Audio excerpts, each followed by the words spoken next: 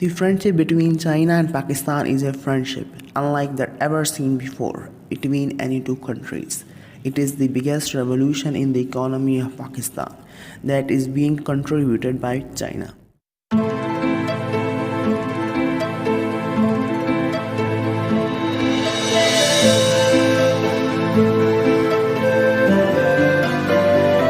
It is the revival of the China's old Silk Road, called China's New Silk Road or BRI, Belt and Road Initiative. Old Silk Road was a network of trade routes that passed on goods, ideas and cultures from China to Middle East and Europe around 200 BC. China can be linked with Iran, Iraq, Saudi Arabia, Russia, Turkey, London, Singapore and many other important countries of the world through this route. It is a plan of China for estimated 65 countries. Pakistan, including 60 countries, has signed for this plan. Global GDP growth can be increased to 30%. It covers about 62% of the world's population and 75% of known energy can be preserved. China has invested more than 62 billion USA dollars on Pakistan as a pathway for the new Silk Road, which can be seen as the development in Gwadar and the highway connecting China and Pakistan. It is China's biggest investment in any country. The new Silk Road project is the biggest collaboration of the China to Pakistan Economic Corridor, commonly known as CPEC.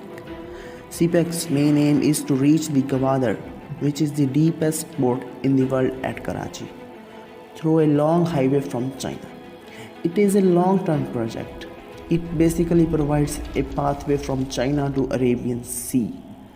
Besides all the political and social conflicts in Pakistan, CPEC is improving this land to a very extent. CPEC is hoping to make 5 lakh jobs for people and increasing 70 to 20% of Pakistan's GDP, the growth rate to about 2 to 3%. Pakistan is promoting China's culture by encouraging China's language and their food throughout the country.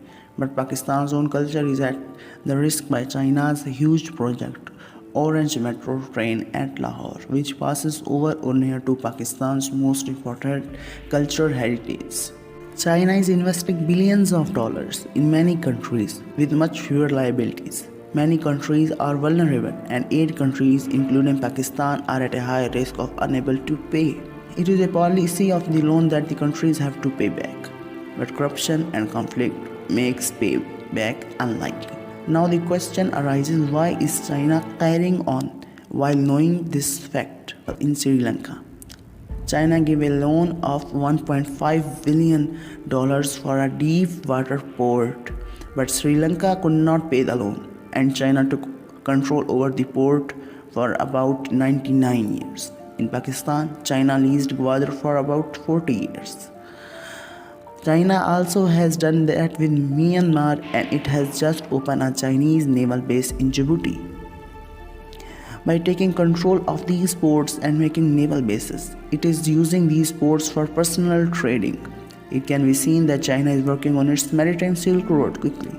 Trade from Indian Ocean has about 9,000 km distance, while from Pakistan it is only about 3,000 km.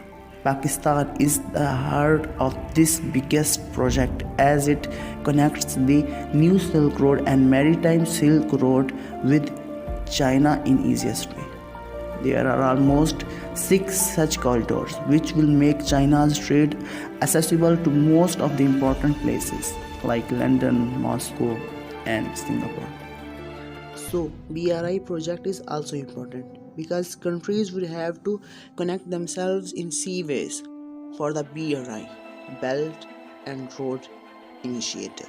While China is not taking its money back, but it is achieving its most important strategic goals. This has also caused a major concern for Pakistan's stability. But by now, China has taken control of many ports for lease. In the case of not paying the debt yet, it has not started colonizing yet. We have to wait to see what the new Silk Road brings with it, whether it brings a message of danger or a message of peace. We can simply hope for the best.